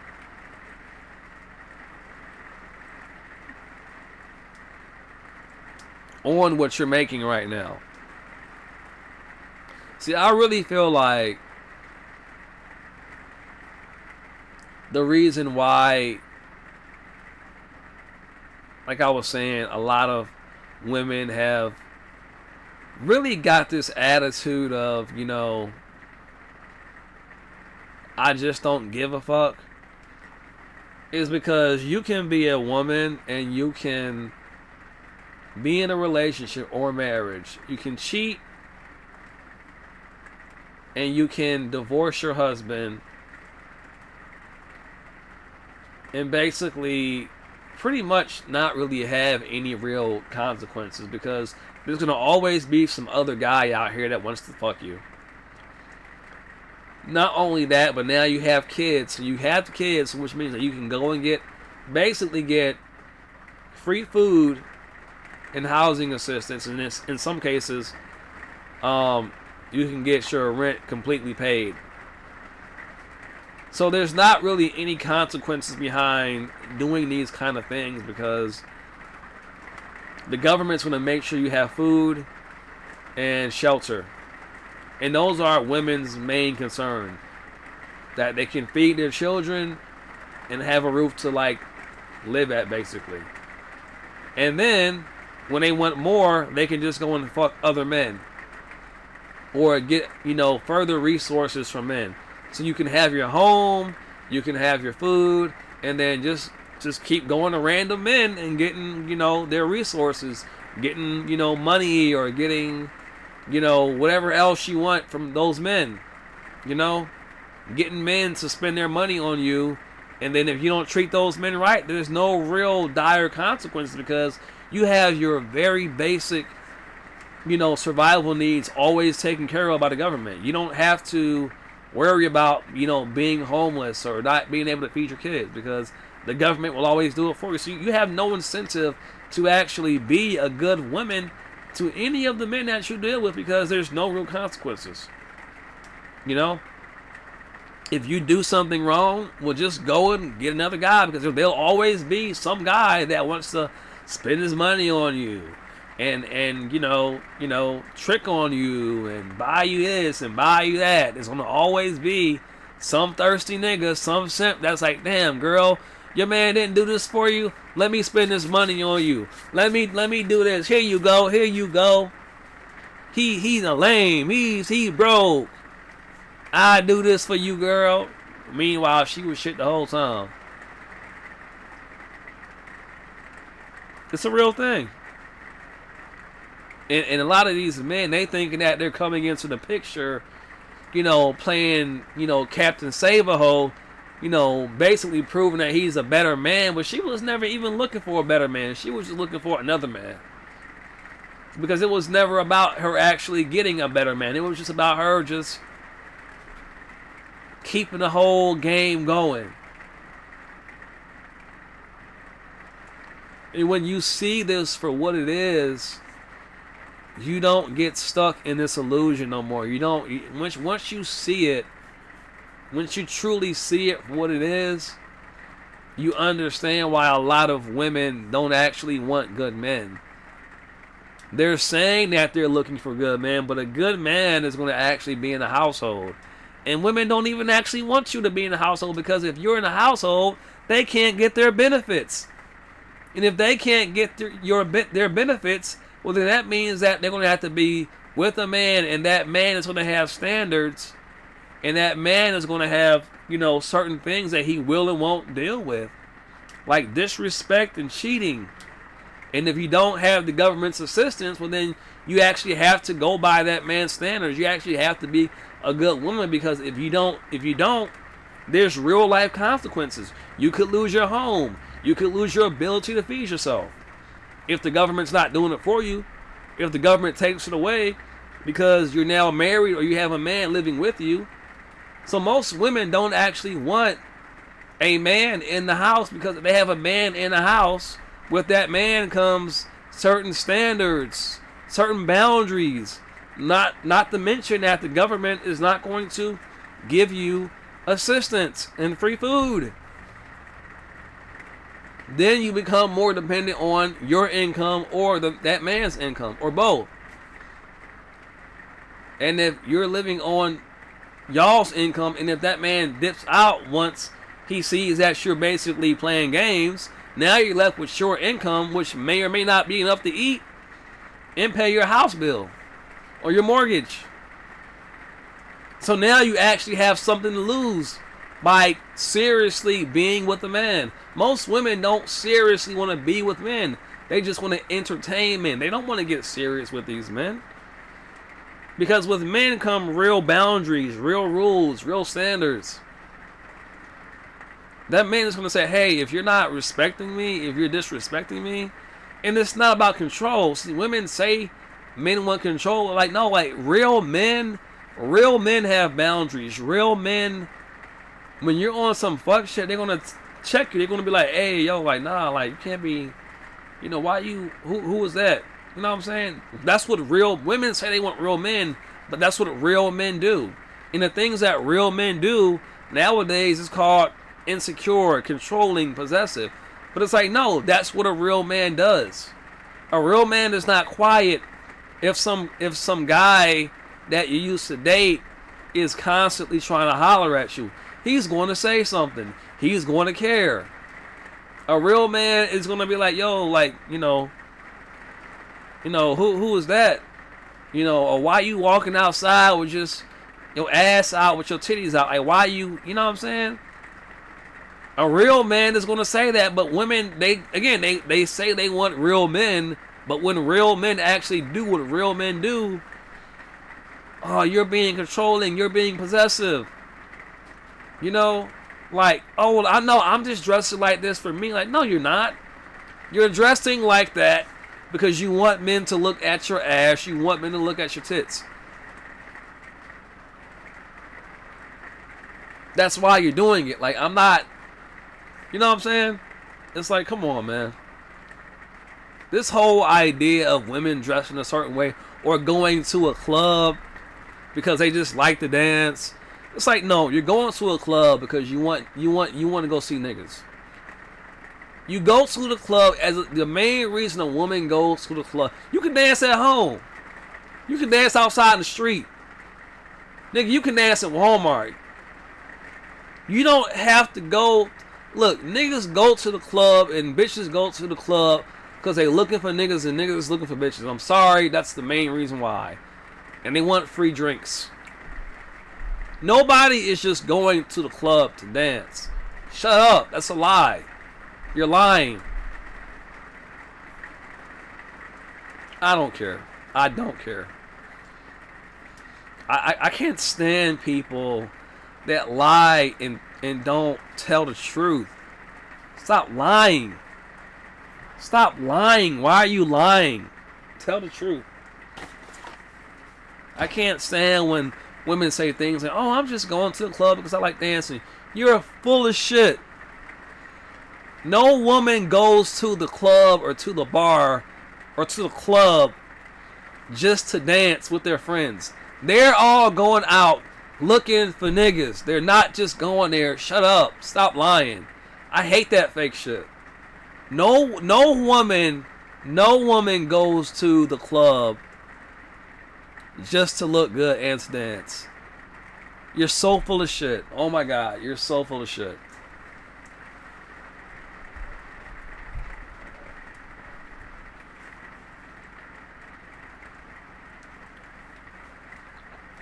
I'm just saying.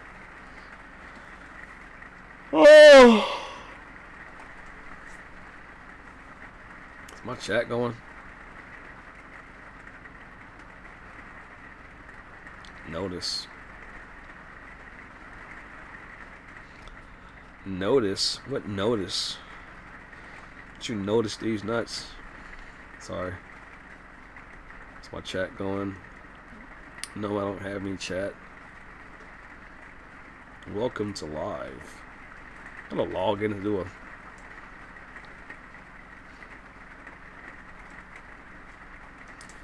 I'm gonna X out of that. Top chats.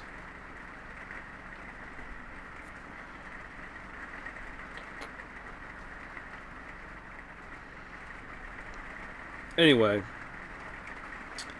trying to X this back out. We don't need this right now, okay?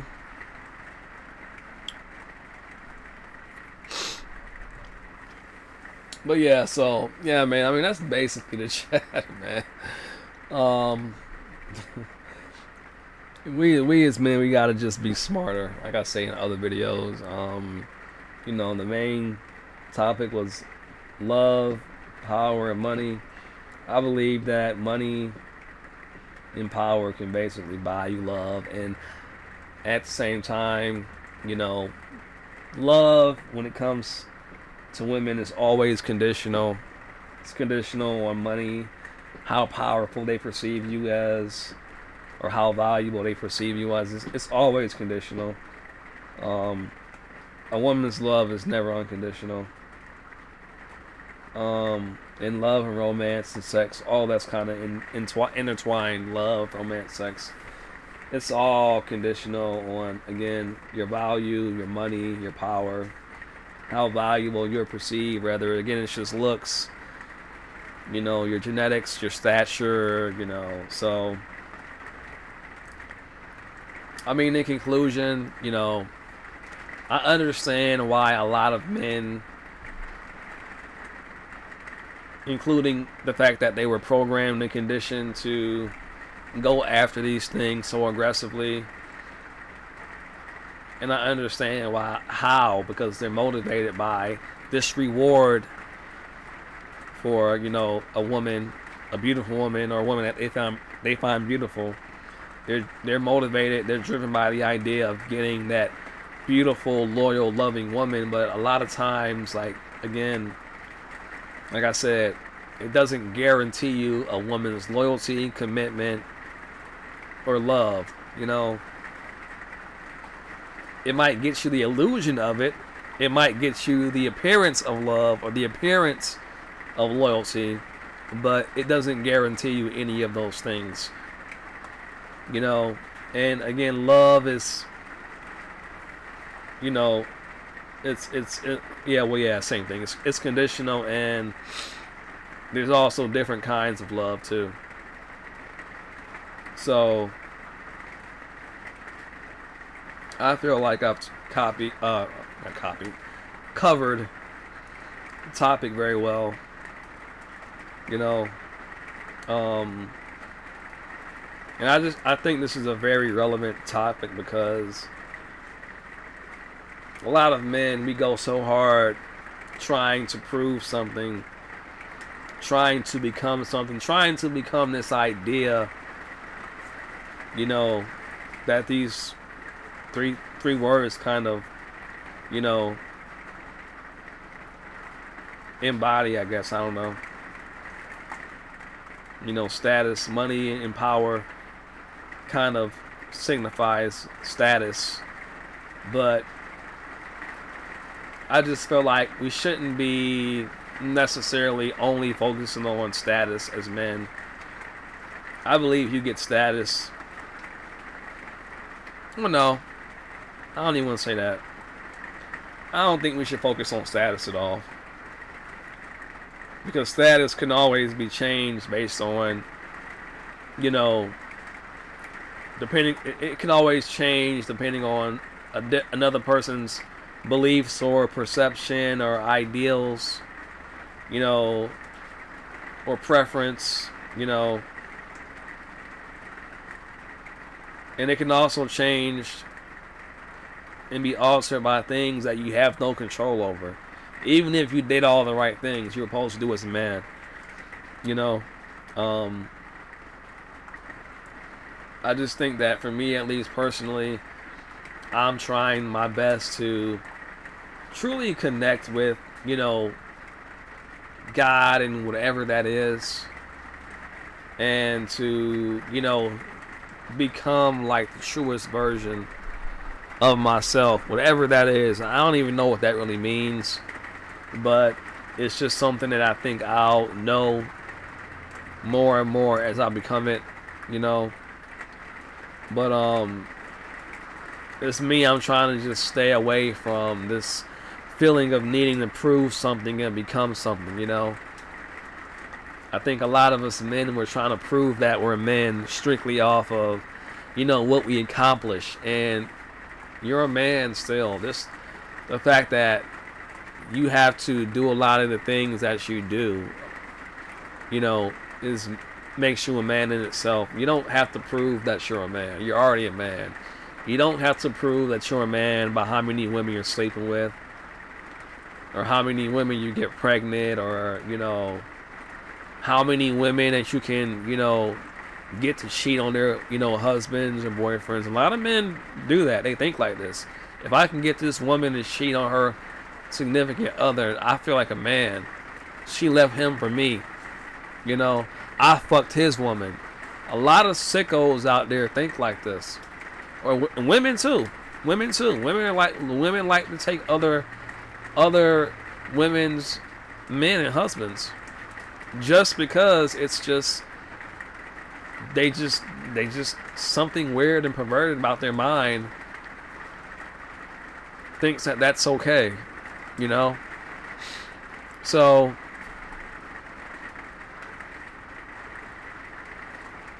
I just really want to start talking more about real things that I see people talk about and things that I think about,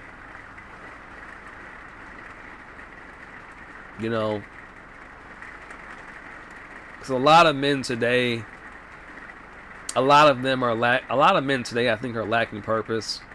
And I think one of the reasons for that is there's not really many men that are, for one, getting married, at least not successfully. A lot of men today don't have relationships, girlfriends, wives. And a lot of people say that, you know, you shouldn't be worried about that or focused on that. But I feel like when men are in relationships, in marriages, and have families, I do think it's definitely more of a distraction. But I also feel like it kind of naturally makes men focus more. And again, you shouldn't need that to focus, but I just feel like when men have something to strive for or something to suffer for, it makes them, it just makes them go harder, I guess. I don't know.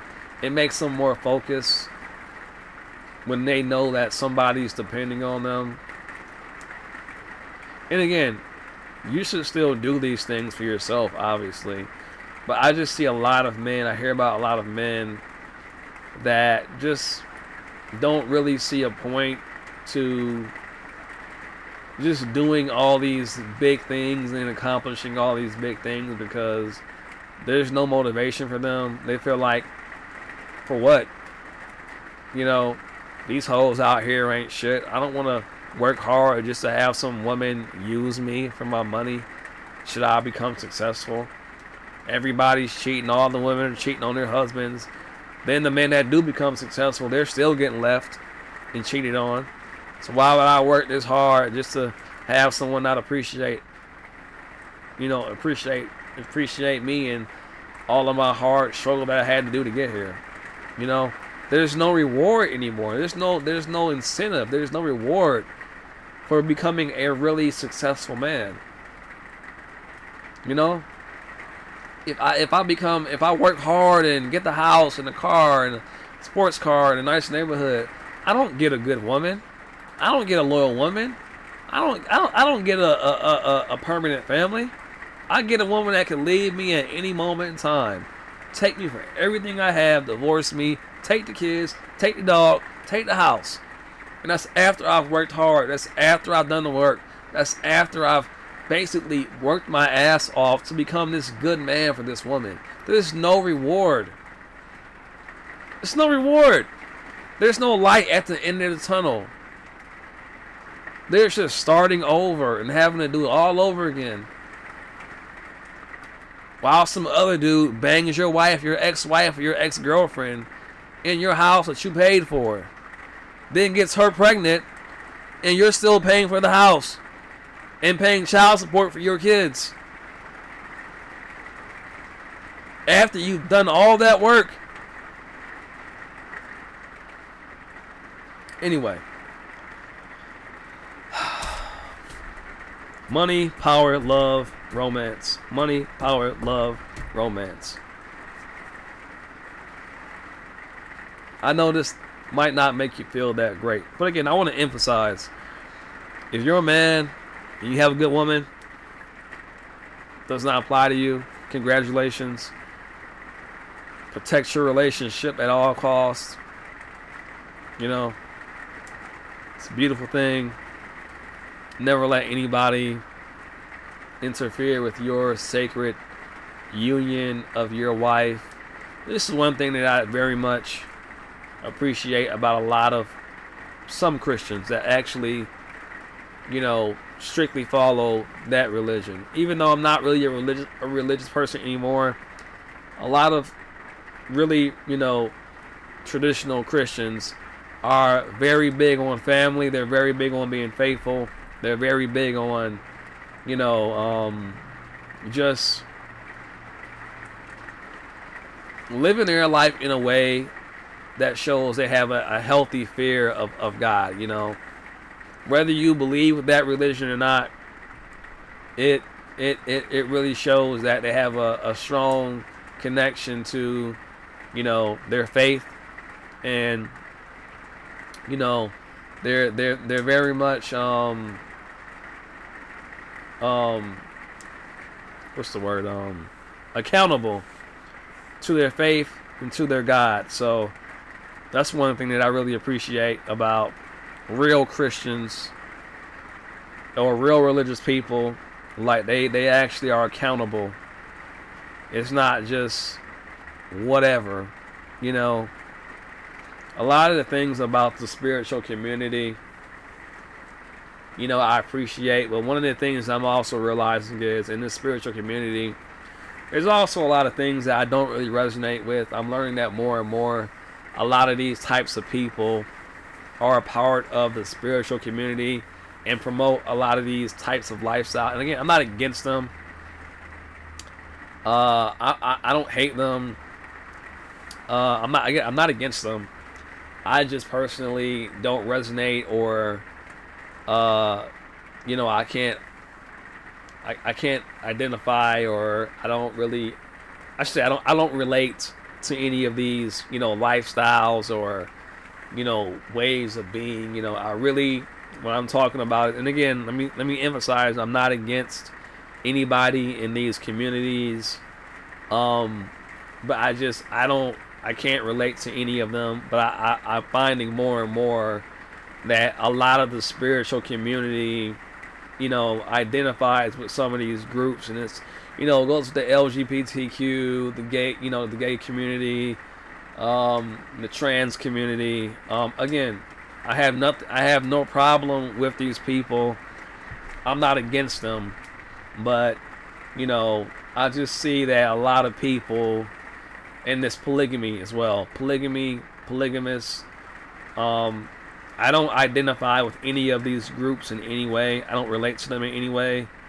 But I see that a lot of people in the spiritual community, I'm just realizing that more and more, the spiritual community and lifestyle kind of, a lot of them kind of gravitate towards this kind of ideology and belief system because, you know, everything's spiritual. There's not really any sex and not really a gender, so you can kind of be not one gender or both genders. And if everything's one, then you can kind of just share your body with everybody and, you know, share your energy and have orgies. And I'm just like, yeah, but, you know, I still have a life to live in this body, and I am a man in this body.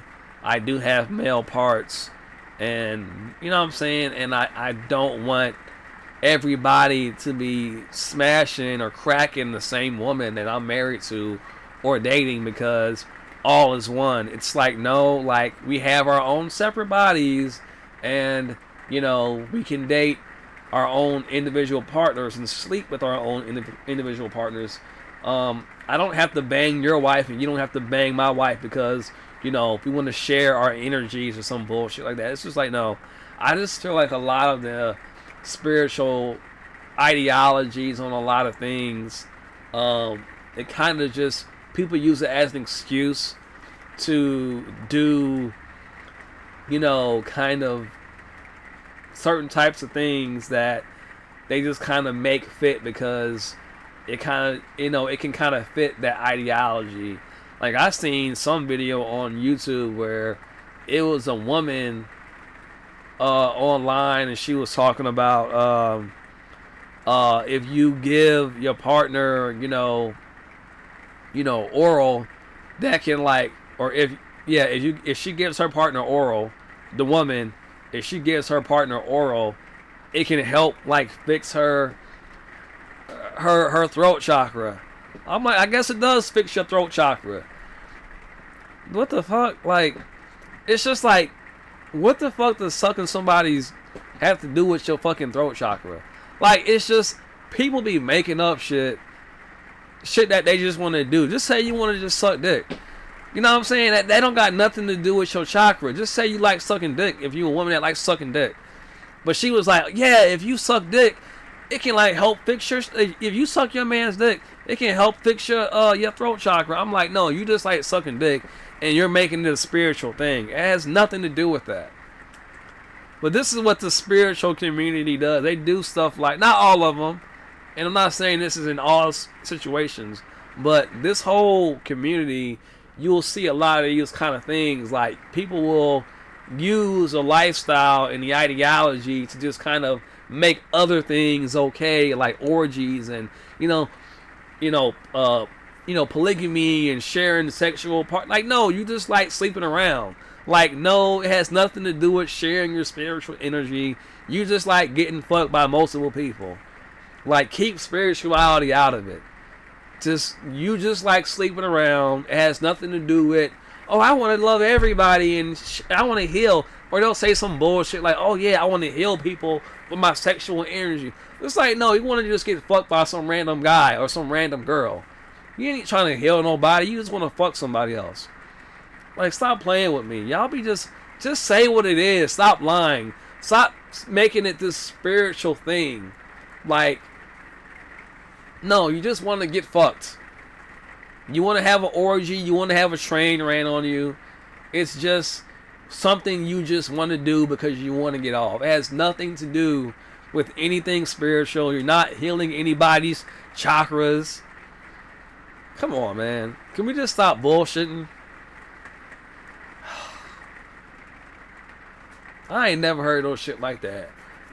This bitch say, I wanna, you can heal her throat chakra if you let her give you head. Get the fuck out of here, man. Y'all just like sucking dick. Let's just keep it 100. Come on now.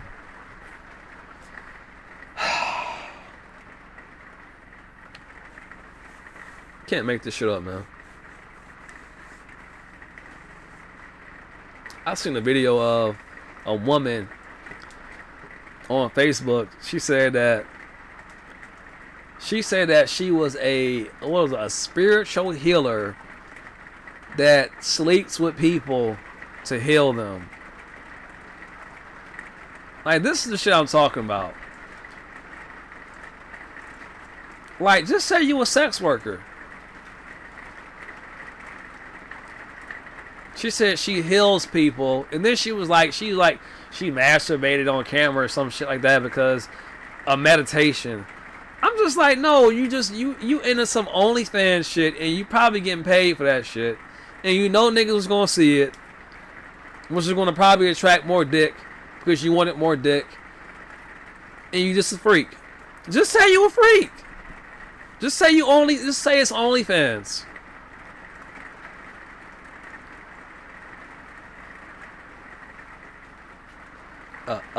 A masturbation. What the? A masturbation meditation? And she was old as fuck too. And she was dead serious. She's like, yeah, and I do these meditations where I'll masturbate on camera. I'm like, really?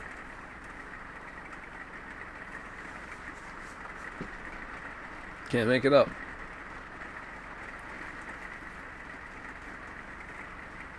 And she heals people.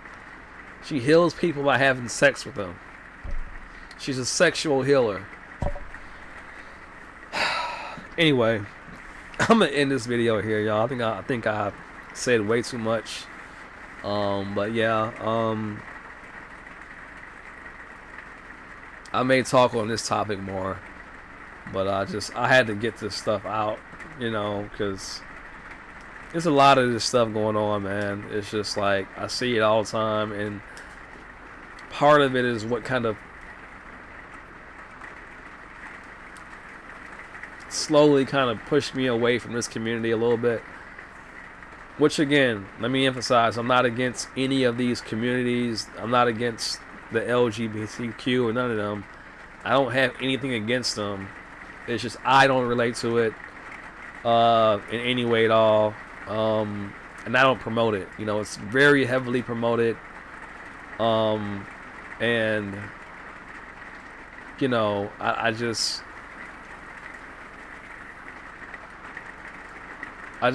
see a lot of these types of things in the spiritual community. I'll say that.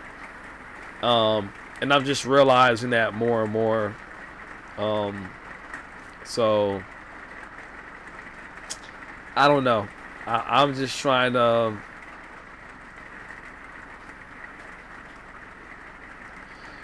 I don't know. I'm just trying to, you know,